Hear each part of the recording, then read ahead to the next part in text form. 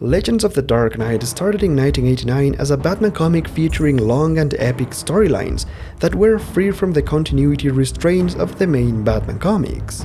Stories like Shaman, Gothic, Prey and Venom shared the same idea of extensive stories, 5-issue miniseries with a central plot of big proportions. However, 2 years later, Archie Goodwin became the editor of the title, and the focus of the stories changed. Starting with issue number 21, Legends of the Dark Knight became an anthology series with shorter stories that were about 3 issues long at best and featured a constant rotation of creative talent. To be perfectly honest, the deeper we go into the series, the less relevant the stories become.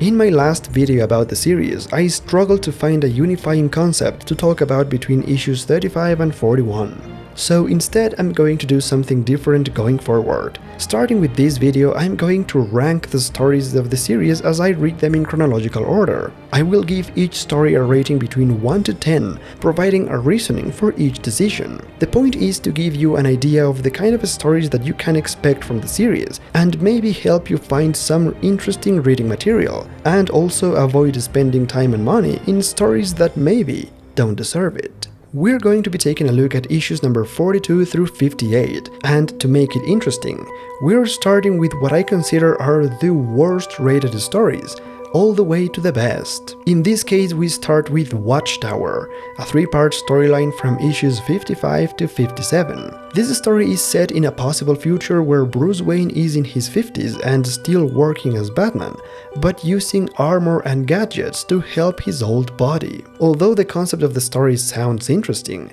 it was rather poorly executed. The story written by Chuck Dixon doesn't have the elements that make a Batman story great, such as the psychology of the character or the dark atmosphere. The plot is overly complex and borderline boring, while the art by Mike McMahon is so unconventional that it's distracting from the story that it is trying to tell. In the end, Watchtower makes for an awful reading experience, which is why I rate it a 4 out of 10. Next up, we have issue number 58, where the whole story happens at night, between 9 PM and midnight. It is called Storm because all the events happen in the context of a stormy night in Gotham.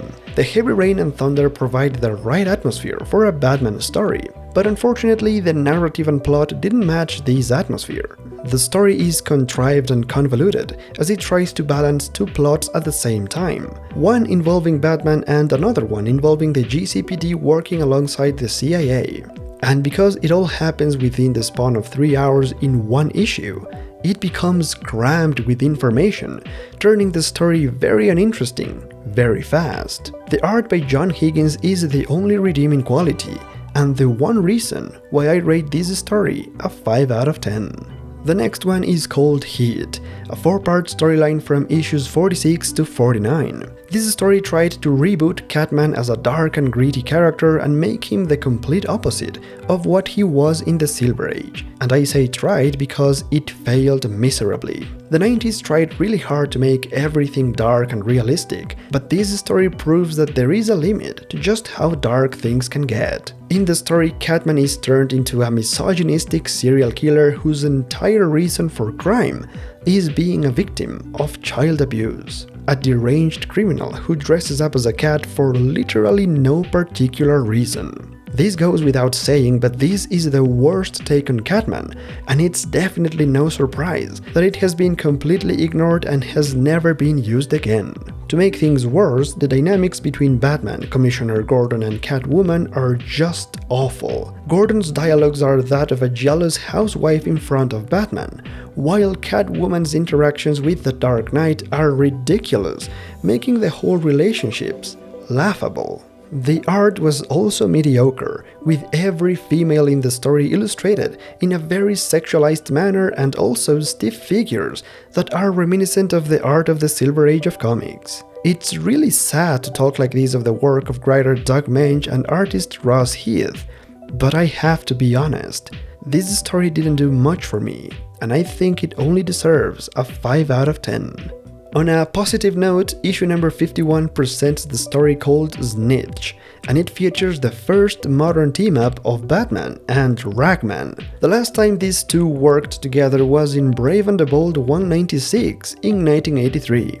Now, 10 years later, Ragman shows up again in a Batman comic, and the presence of the supernatural is always a welcome element in the dark mood of Gotham. The story, written by Robert Fleming with art by David Klein, is a classic murder mystery in which the criminal is a prolific and dangerous athlete. Thanks to that, we are able to see Batman as both a detective and a dark vigilante who finds an ally in the mysterious Ragman in order to stop the criminal. All in all, this one is quite an enjoyable story, even though the art is not ideal and the plot is quite silly at certain moments. That's why I rate it a 7 out of 10. Something similar happens with the story from issue number 54. From the minds of writer Dan Raspler and artist Mike Mignola comes Sanctum, the perfect story to read on a Halloween night. The dark and horrific atmosphere of the story is quite unique, and it always works well in the Batman comics. The many elements of gothic fiction and the supernatural terror turns this one into a really good horror story. However, the main reason why I don't rate this story higher is because I don't think this is really a Batman story. Even though Batman is here, there are absolutely no elements of the Batman mythos. If you're looking for a Batman story featuring the detective or the vigilante, his well-known villains, the Bat family, or even his gadgets, you will not find them here. Sanctum feels as if Batman was placed inside an H.P. Lovecraft story, which is excellent for Eldritch horror fans. But for a hardcore Bat fan like me, this one only deserves a 7 out of 10. Next up is Turf, a two-part story from issues number 44 and 45. And the reason why it has a high rating is because the main plot of the story deals with a very relevant and serious issue such as racism and the role that the police play in that problem. The story captures the never-ending social issue that is racism on a very raw and visceral way. Writer Steve Grant and artist Sean McManus deliver a powerful story that sadly remains relevant decades later. For that, I rate Turf a solid 8 out of 10. On a similar note, we have Tao, a two-part story from issues 52 and 53.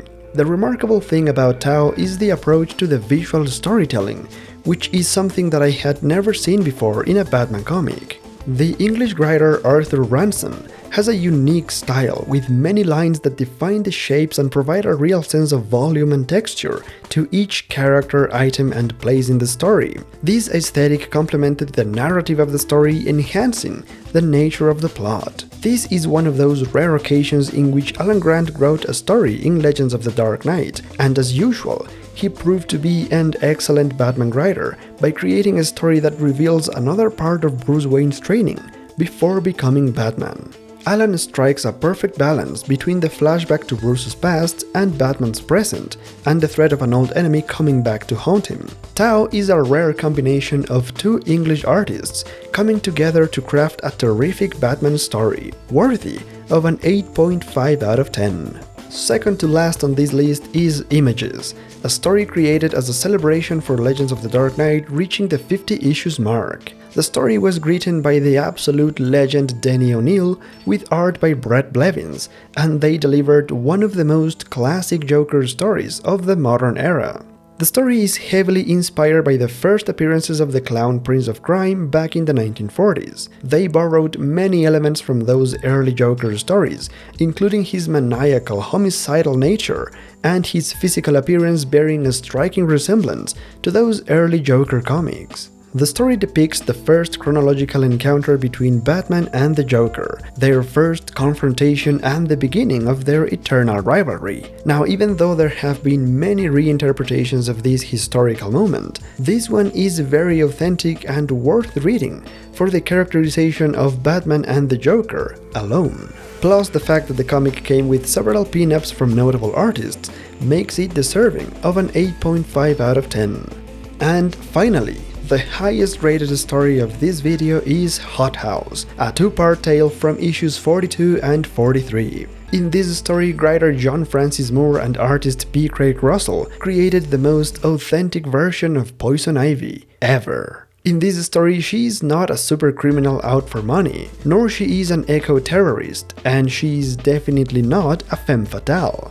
This story redefined Pamela Itley as a truly disturbed person. The approach to this new version of Ivy was very realistic, and it was explained within the feasible possibilities of the world. This Poison Ivy is not a costumed criminal at all. In fact, she never wears a costume, and her main line of work is that of an honest plant scientist. Pamela looks like a normal person, but her real dark side comes from the fact that she uses chemicals to make people become obsessed with her, and the strongest versions of these chemicals are contained within her own body. One kiss is all that's needed to send Batman into a fever dream, where the Avatar, the personification of Poison Ivy, becomes real to the infected person.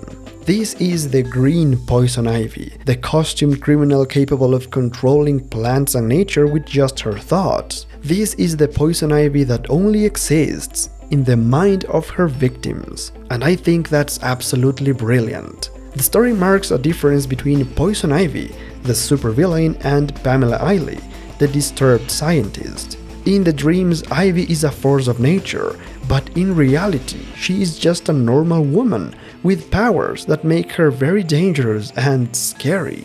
I absolutely love this concept for Poison Ivy, and even though the first chapter of the story was a bit weak, the way they handle the second half as well as the beautiful art in general is what makes me think that Hothouse deserves a 9 out of 10. And that is gonna be for this week's video. Let me know if you agree with my ranking or if you have a different rating for these stories. I would like to hear your thoughts about it. As always, a special thanks to my Patreons and to all of you who stick around to listen to these. Also, remember you can find me on Twitter at Salazar. Friends, thank you all so much for watching, and I'll see you later.